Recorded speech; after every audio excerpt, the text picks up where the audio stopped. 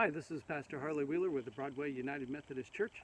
My devotion for today is from Amos chapter 8, verse 11, and it says, "Behold, the days are coming, declares the Lord God, when I will send a famine on the land, not a famine of bread, nor a thirst for water, but of hearing the words of the Lord."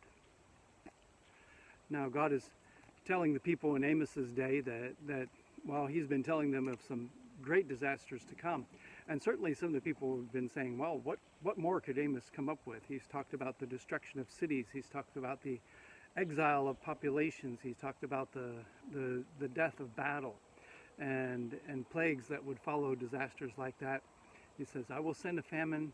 And he says, just consider this, not of hunger for bread or thirst for water, but of hearing the words of the Lord. And this cuts both ways. You can take it as a piece of very bad news, and then also a piece of very good news. The very bad news is what if you could not hear any more a word from the Lord? If there were no scriptures, if there's no place where God's love was proclaimed, what would that mean? And for the people in Amos's day, just the idea that they'd turn from God and turn from God, what if suddenly there just was no connection to God at all? Because I know people who live very disordered lives have a connection to God and value that.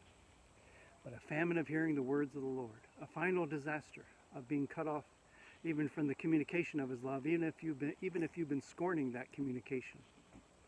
But also a hunger for hearing the words of the Lord. This could be very good news. Because frankly, sometimes our souls are just seemingly asleep.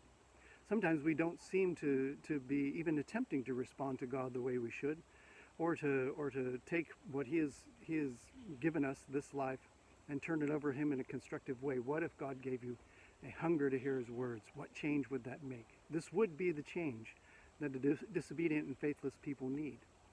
So may God give you a hunger for the words of the Lord.